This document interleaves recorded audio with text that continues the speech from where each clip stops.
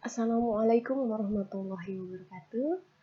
Sebelum memulai pembelajaran hari ini, ada baiknya kita berdoa terlebih dahulu. Berdoa dimulai. Berdoa selesai. Selamat pagi anak-anak. Hari ini berjumpa lagi dengan Ibu Evina Sarah Matondang, tentunya di pembelajaran Sejarah Peminatan kelas 10 semester ganjil.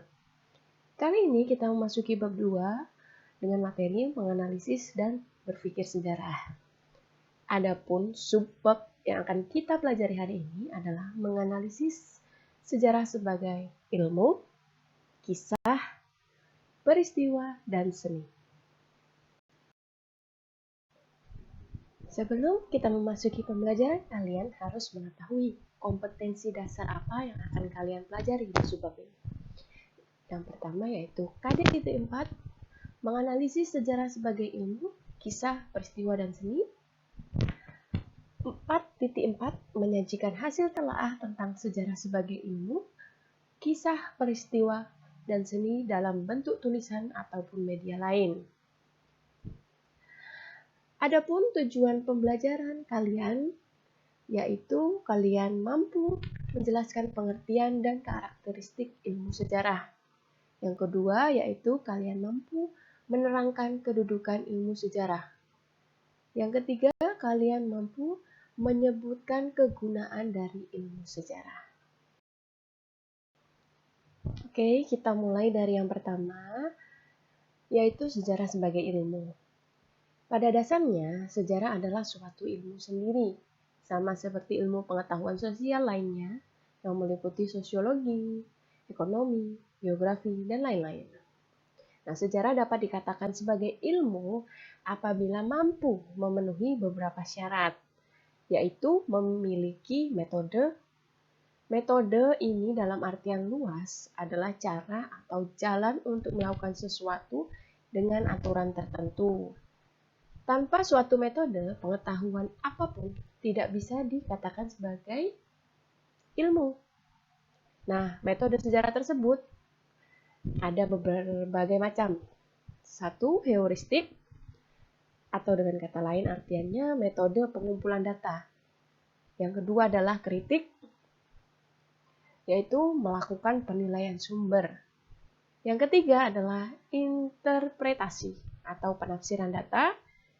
Dan yang terakhir adalah historiografi, tulisan sejarah atau penyajian sejarah dalam bentuk cerita. Nah, kemudian sejarah ini dapat juga dikatakan sebagai ilmu apabila memiliki objek penelitian. Objek penelitian tersebut adalah hal yang dipikirkan, dikatakan, dirasakan, dan dialami oleh semua manusia dalam ruang dan waktu serta bersifat faktual yang sesuai dengan kenyataan. Nah, ini merupakan contoh sejarah sebagai ilmu. Bisa kalian lihat contohnya, yaitu peran Soekarno dan Hatta dalam peristiwa proklamasi kemerdekaan Republik Indonesia adalah objek kajian sejarah. Tanggalnya 17 Agustus 1945 sebagai latar waktu dan Jakarta. Tepatnya Jalan Pegangsaan Timur nomor 56 sebagai latar ruang terjadinya peristiwa sejarah. Nah, Ibu minta kalian berikan contoh lain mengenai peristiwa sejarah yang bisa dianggap sebagai ilmu. Itu dia permintaan atau tugas kalian yang pertama, yaitu kalian beri contoh mengenai peristiwa sejarah yang bisa dianggap sebagai ilmu selain contoh yang Ibu berikan ini. Oke, kemudian selanjutnya setelah sejarah sebagai ilmu, kemudian sejarah sebagai peristiwa. Nah, dapat dipahami bahwa sejarah berupa seluruh kejadian yang terjadi pada kehidupan masyarakat pada masa lampau. Nah, adapun syaratnya yaitu 1. Bersifat objektif, di mana sejarah ini harus sesuai dengan apa yang benar-benar terjadi atau bisa dikatakan sesuai dengan fakta. Tidak mengada-ngada. Yang kedua, bersifat unik. Jadi, sejarah sebagai peristiwa itu harus bersifat unik. Tidak ada peristiwa lain yang sama dengan peristiwa saat itu. Dan yang ketiga, harus bersifat penting peristiwanya. Nah, bersifat penting ini, yaitu peristiwa yang terjadi ini mampu memberikan arti penting dalam perkembangan ilmu pengetahuan serta kehidupan berbangsa dan bernegara. Yang ketiga, ada sejarah sebagai kisah. Sejarah sebagai kisah merupakan cerita berupa narasi yang disusun dari suatu memori, kesan, serta tafsiran manusia terhadap peristiwa masa lampau. Nah, cerita yang berupa narasi tersebut ditulis oleh peneliti sejarah atau disebut dengan sejarawan. Cerita tersebut dapat dipertanggungjawabkan kebenarannya atau menggunakan metode penelitian sejarah dalam penulisannya. Namun, tidak dipungkiri sejarah tersebut dapat bersifat juga subjektif atau dengan kata lain lebih condong kepada penafsiran dari masing-masing sejarawan.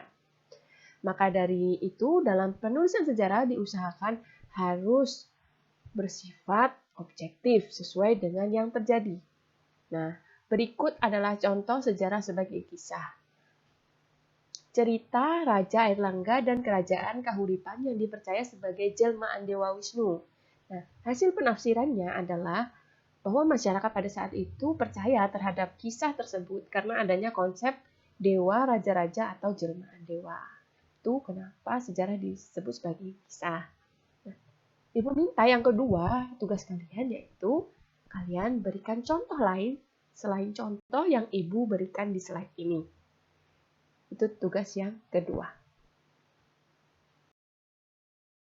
Oke, yang terakhir atau yang keempat adalah sejarah sebagai seni. Sejarah sebagai seni merupakan sejarah dengan menambahkan unsur seni dan imajinasi untuk memperindah tulisan dan membuat pembaca sejarah tertarik dengan isi sejarah.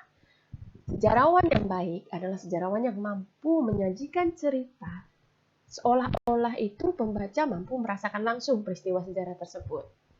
Sifat sejarah sebagai seni yaitu memiliki pertama intuisi, pemahaman langsung, dan insting selama masa penelitian tersebut. Kemudian emosi. Sejarawan harus melibatkan emosinya sehingga dia seolah-olah memahami atau mengalami peristiwa itu sendiri. Yang ketiga ada imajinasi, yaitu seorang sejarawan harus mampu membayangkan apa yang sebenarnya terjadi dan apa yang terjadi sesudah itu. Yang keempat yaitu gaya bahasa. Nah, dalam penulisan sejarah ini harus lugas, tidak berbelit-belit gaya bahasanya, sehingga mudah dipahami oleh pembacanya. Tadi kenapa sejarah sebagai seni? Karena kita merasakan langsung, memiliki intuisi serta emosi yang kita gunakan, yaitu kita seolah-olah mengalaminya sendiri.